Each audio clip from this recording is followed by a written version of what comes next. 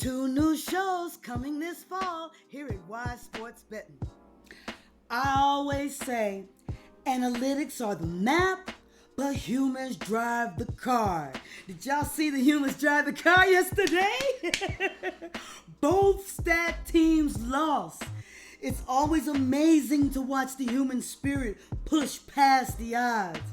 And if you weren't amazed, then you are probably betting more than you can afford to lose. And I always say, don't do that, my friend. If you're not having fun, it's time to take a break, because that was off the chain yesterday, all right? Anyway, welcome to Wize Plays WNBA for Wednesday, September the 17th. Our sharp, we got 2 games on the slate today, and we're looking for trap lines. And you just might need your notebook today for those of you that come to this channel primarily to learn. I waited as long as I could wait. Y'all know I like to put this video up rather like 6 o'clock in the morning. And now it's almost, it's a little bit after 8, because I had to wait until I get more information. And that's exactly what the books are doing. So let's just dive into it, all right? And then I'll explain. And keep your eyes sharp for trap lines, and keep your notebook handy. So first game is Phoenix Mercury at New York Liberty. Game time is 5 p.m. Pacific Standard Time. The money line is Mercury plus 124, Liberty minus 148. The total is 159. Betting over or under is at minus 110. The spread is Mercury plus 2.5 at minus 110, Liberty minus 2.5 at minus 110. Okay, everything is at minus 110. First off, in case you didn't know, I've never seen one of these. This is a news-driven line, okay? These teams are both 27-17 and both 6-4 in their last 10. Liberty won game 1 in this series, but Mercury won 3 or 4 in the season, and just so you know, that was with Stewie in all those games. This Mercury-Liberty line is all about Brianna Stewart, okay? Books hung minus 2.5 Liberty and 159 on the total. But Stewie's a game time decision with that knee, y'all, all right? Here's my advice. Don't lock in early. Bet this one live. Watch the first 3 to 5 minutes. If Stewie looks fluid and they're feeding her, Liberty and the over have the value. But if she's out or moving slow, then I like that Mercury plus 2.5 side, okay? And the under. I think that's the sharper side. Now, just so y'all know, I would rather do Mercury plus 2.5 at minus 10 than the money line at plus 124. That way, I cash if Mercury wins or if they lose by 1 or 2 points. Because of that, it might even be sharper to do an alt line on the Mercury. So, but I tried to wait as late as possible to give you the sharpest read. They said she was at practice limping. I think I was reading the New York Times. I don't know where I was reading. I read so much this morning, but I was reading an article somewhere that said that Stewie was at practice limping, and that Kennedy Burke was practicing. Now, just so you know, Burke averages 8.1 points per game, 2.4 rebounds, and 1.3 assists.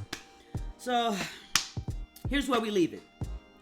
Public money rides Stewie's name. And that's why this line sits at a coin toss until we know if she's playing full speed or not. Okay? Liberty's home court does matter. They've been tough in New York all year. And that 159 total, just so you know, the odds are flat at minus 110 either way, because the books aren't tipping their hand. So, I mean, like, since the books ain't tipping their hand, I'm cool. You know, they cool with letting the better split the action. So I'm cool with waiting to see more before I even get in it, all right? So bottom line, bet this one live. This is my recommendation. Watch Stewie in warm-ups if you can, and see how she moves before you do. We on to the next one. Game 2. Minnesota Lynx at Golden State Valkyries. Game airs 7 p.m. Pacific Standard Time. Now check this out. The money line is Lynx minus 550. Golden State plus 410. The total is 151.5. and just for the people that's here to learn on a side note, always be skeptical of a total with a hook. In case you don't know, that 0.5 is called a hook. And it's there so you can't push, okay? It's typically a sign of a trap line. But anyway, betting over 151.5 is at minus 112, and under is at minus 108. The spread is Lynx minus 10.5 at minus 105, and the Valkyries plus 10.5 at minus 115. Now let's read this line first. Now the Lynx are the favorite at minus 550, right? And it costs you less money to bet on them to cover the spread than the underdog Golden State. Here's the trappish looks. Here's the trappish look, I should say. The public usually likes the favorites, the Lynx. The books make it cheaper at minus 105 to just so you'll take the favorite, all right? They tax Golden State, minus 115, so you're paying extra to back the dog. That often means, and you might want to write this down, that often means more sharp money is on the dog, even though the line looks like they're giving you a deal on the favorite. So we'll explore why there's sharp money on the dog, because we know the books ain't just giving us a deal. But remember this, and you might want to write this down. If the popular side, the favorite or the over, is cheaper, that's often bait. Okay? If the less sexy side, the dog or under, costs more juice, that's often where the sharps have bet. The public typically leans over, okay? People like to root for points, buckets, and touchdowns and shit, you know? So overs feel more fun, and they're more fun to sweat than under. So casual bettors make up the bulk of the public money, in case you didn't know, and they tend to bet with emotion, not math. And a quick side note, whenever you see the over shaded with juice, that could just be the books protecting against public action. But if you see the under juiced heavier than the over, that's often a sharper signal. So, you know, books know public won't naturally pile on that under. So whenever you see juice on the over, and the line has a hook. Now, I'm going to say this real slow because I feel like I'm throwing too much at you now. Whenever you see juice on the over and the line has a hook, 151.5 instead of 151, the book is nudging casuals to take the over. And that's what we're seeing today. So in this case, we have more juice on the over. It's at 151.5 at minus 12. So you could say, well, the book could just be protecting itself against public action, but typically that means they're trying to push the casuals into the over. Meanwhile, Golden State plus 10.5 is juiced to minus 115. That smells like that's where the sharp money is. It's on the dog to cover the spread. Now, if we bet just by reading this line, I looked at this line hard today and I was like, what?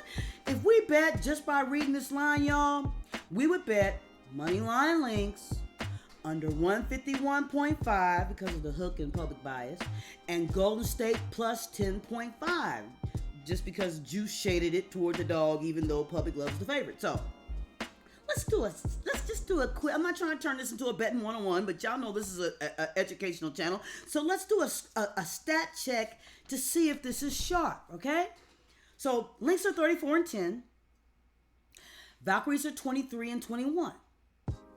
Lynx are 1-0 in this series, clearly stat best. In their last 10, Golden State is 5-5, averaging 75.6 points, and their opponents average 75 points per game. Lynx are 7-3 in their last 10, averaging 87.1 points. Their opponents average 78.5. Okay. If we just added the averages, okay? I'm going to show you something. If we just added the averages, Golden State 75.6 plus Lynx 87.1, we come up with 162.7 for an over. All right? Most cappers are going to stick to averages. And that's what the books expect you to do. When you look at overall season averages, Golden State averages 77.7. Lynx average 86.1. So Golden State has been playing slightly below their average and Lynx slightly above. Adding the season totals of Golden State 77.7 plus Lynx 86.1, we reach 163.8, which is still over the 151.5. So, if adding the last 10 averages and the overall season averages still puts us over 151, why is there a 151 with a hook to boot? So to read this line, we have to dig deeper than averages, in my opinion, and that's what this channel is for. It's not just going to give you picks and give you averages and keep it pushing. Let's go a little deeper, all right? Something most cappers are too lazy to do. And it's imperative that you look at percentages after Thornton has been out. This isn't a daily free picks channel. I'll say again, so we go beyond averages here and look at percentages that most content guys stop at. You know, they look at season averages, points per game, combined totals, etc. It's easy, quick, and it looks stat-based. But percentages, like percentage that they covered, percentages of over and unders, they take more digging. You got to track game logs, and that's what I've been doing this morning. You got to split trends and match them to actual lines. So this is where we can really, and a whole lot of cappers aren't going to do that extra work, and the books know this. Okay, so this is why they can hang lines that look soft on averages and actually tilt sharp when you look at the percentages. So let's just take a quick glance here. Humor me here. And I can show you a clean example of how averages versus percentages tell totally different stories. But I won't turn this into a Bettin 101 video, but I would love to use this example using Golden State plus 10.5 to just show you how different the numbers look when you just go with just averages and keep it pushing, or you dig deeper and look at percentages. So anyway, when I look at 9 games since Thornton, 5 out of 9 of those games went under. You hear me? That's 55.6%. 4 of 9 went over. That's 44.4%. So more games went under than over. And I know that's not a blowout difference, but it's enough to lean under as the sharper side. Okay, and 7 of 9 games without Thornton, they covered. Golden State covered it. So that's 77.8%. So that's why the lines feel like bait. Okay, public sees Lynx blowout, but the dog actually has been covering more often. Okay, that's why the line is juiced to minus 115. Then they juiced the over at minus 12 to make it look like you're paying more because it's more likely to happen. But the truth is, last 9 without Thornton, 55.6% have gone under that 151.5. So the under hits more. So anyway, quick recap. Hope I ain't trying to turn this to a Bettin 101, but y'all know this is an educational sports betting, a data-driven sports betting educational channel. So I just want to let you know why I picked what I just did, what I'm about to say now. So here's my recap. Moneyline Lynx, but it's overjuiced. There's no real value there at minus 550. What's my inspiration to bet it? I mean, it's overjuiced. But yeah, Moneyline Lynx, total under 151.5. And that's because of percentages, okay? And Valkyries to cover the spread, also because of percentages. I know it looks different on averages, but when you dig deep, it's like, total under 151.5, Valkyries to cover the spread. In my opinion, if this goes over 151.5, it will truly be the human factor kicking in. Because analytically, deeper than the surface averages look, the map shows us this game has a higher chance of going under.